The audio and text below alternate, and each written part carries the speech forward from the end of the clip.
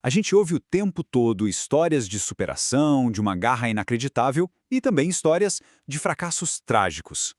E a gente acha que sabe exatamente o que separa uma da outra: força de vontade. Mas e se essa ideia toda estiver completamente errada? É só olhar. De um lado, o triunfo, do outro, a tragédia. Parece muito fácil, né? Atribuir toda a diferença a uma escolha. Uma escolha simples, poderosa. A escolha de ter ou não ter força de vontade. E isso nos leva a uma pergunta que é, assim, fundamental. A nossa determinação é mesmo uma escolha livre que a gente faz? Ou será que é algo muito mais complexo, moldado por forças que a gente mal consegue entender? Para a gente começar a entender isso, vamos pensar num jeito que a gente costuma organizar o mundo na nossa cabeça. Basicamente, dividindo tudo entre o que a gente recebe da vida e o que a gente faz com isso. Funciona assim, ó. Na esquerda está a nossa biologia. São, digamos, as cartas que a gente recebe no jogo da vida e não pode trocar. Na direita estaria a tal da força de vontade, que seria a nossa habilidade de jogar a melhor mão possível com o que a gente tem. Só que aqui que a história começa a ficar interessante de verdade. E se essa linha que a gente traçou não existir? E se a força de vontade, essa da coluna da direita, for tão biológica quanto a cor dos nossos olhos? Para responder essa pergunta, a gente precisa conhecer uma parte específica do nosso cérebro.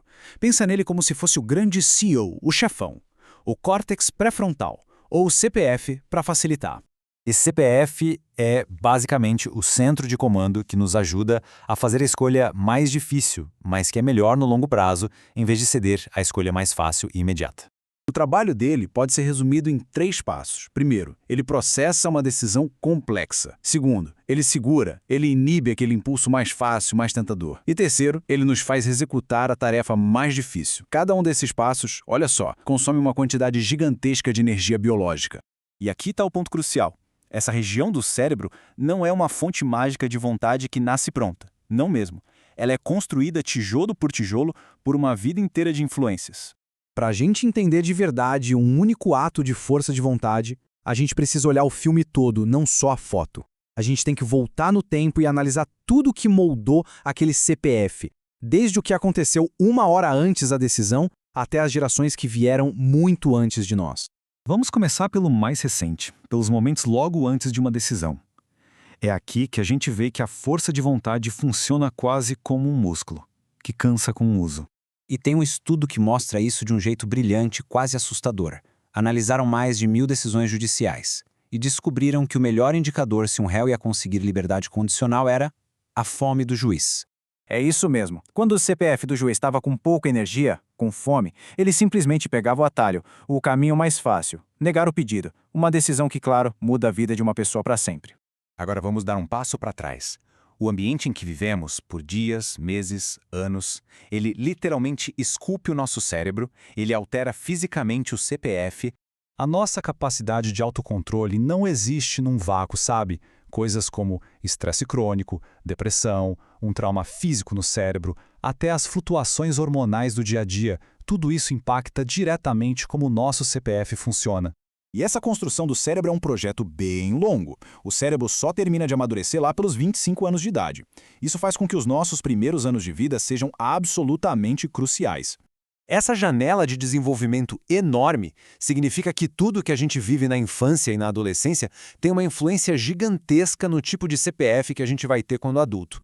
A sorte de uma pessoa na infância, se ela cresceu num ambiente seguro, estimulante, ou num ambiente de pobreza e trauma, isso constrói de forma fundamental o cérebro que ela vai carregar pelo resto da vida. E essas influências, na verdade, começam ainda mais cedo, com os genes que a gente herda e o ambiente que a gente vive, antes mesmo de nascer. Os genes não escrevem o nosso destino em pedra, claro. Mas eles preparam um cenário, sabe? Eles influenciam como o nosso CPF vai responder ao estresse, às recompensas, a tudo que o mundo joga na nossa frente. Então, com tudo isso em mente, vamos voltar para aquelas nossas 2 colunas do começo, só que agora com um novo olhar. Quando a gente olha para a coluna da direita de novo, agora a gente entende que não se trata de uma escolha mágica, etérea.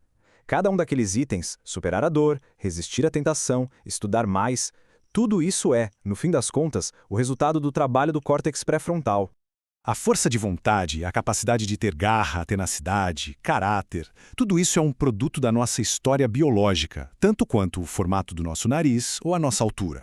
Essa nova forma de enxergar as coisas com certeza não dá respostas fáceis, muito pelo contrário, mas ela nos força a fazer uma pergunta, talvez uma das mais difíceis.